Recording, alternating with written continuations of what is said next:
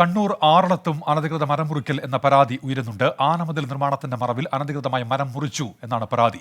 വന്യജീവി സങ്കേതത്തിന്റെ അതിർത്തിയിൽ പുനരധിവാസ മേഖലയിലെ മരം മുറിക്കാനായിരുന്നു അനുമതി. എന്നാൽ വന്യജീവി സങ്കേതത്തിനകത്ത മരങ്ങൾ മുറിച്ചു എന്നാണ് പരാതി. ഫ്ലൈയിംഗ് സ്ക്വാഡ് DFOയുടെ നേതൃത്വത്തിൽ സ്ഥലം സന്ദർശിച്ചു. സജോ ദേവസ്യ കണ്ണൂരിൽ നിന്ന്. സജോ, എന്താണ് അവിടെ സംഭവിച്ചത്? ഉന്മേഷ്, ഇതിൽ ഗുരുതരമായ പരാതിയാണ്. ആറളം വന്യജീവി സങ്കേതത്തിനകത്ത് നിന്ന് മരം മുറിച്ചു എന്നതാണ് ഉയരുന്ന പരാതി.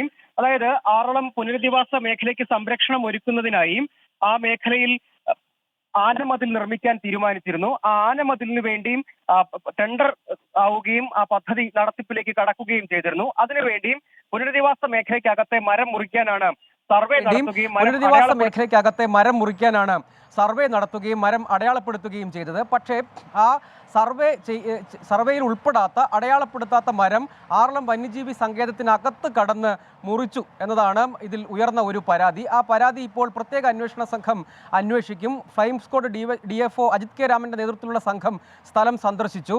പ്രാഥമികമായി ഇക്കാര്യത്തിൽ വീഴ്ചയുണ്ടായി, അതായത് കണക്കെടുപ്പ് പോലും ഇക്കാര്യത്തിൽ ഉണ്ടായിട്ടില്ല.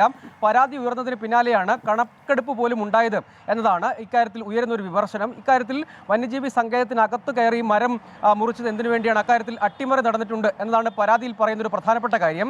ഇതിന്മേൽ DFO ഇപ്പോൾ വിശദീകരിക്കുന്ന ഫ്ലൈയിംഗ് സ്ക്വാഡ് DFO പറയുന്നത് കോഴിക്കോട് മിനി സർവേ വിഭാഗത്തോട് സർവേ നടത്താൻ വേണ്ടി നിർദ്ദേശം കൊടുത്തിട്ടുണ്ട്. അങ്ങനെ അതിർത്തി നിർണ്ണയിക്കുമ്പോൾ ഇക്കാര്യത്തിൽ കൂടുതൽ വ്യക്തത വരും എന്നതാണ്. സുഗന്ധഗിരി മരമുറിയുടെ പശ്ചാത്തലത്തിലാണ് ഈ കാര്യത്തിലും പരാതി ഉയരുകയും വിശദമായ അന്വേഷണത്തിലേക്ക് പോവുകയും ചെയ്തത്. 10.5 കിലോമീറ്റർ ദൂരത്തിലാണ് ആനമതിൽ നിർമ്മിക്കേണ്ടത്. നാളുകളായുള്ള ആവശ്യമാണ്. അതിന്റെ ഭാഗമായി മരം മുറിക്കുകയും വേണം. ആ പദ്ധതി നടപ്പാക്കണം എന്ന കാര്യത്തിൽ യാതൊരു തർക്കവുമില്ല. അതിന്റെ പ്രാഥമിക നടപടികളിലേക്ക് കടക്കുകയും ചെയ്തു. 2.5 കിലോമീറ്റർ ദൂരത്തിലാണ് ആദ്യ റീച്ച്.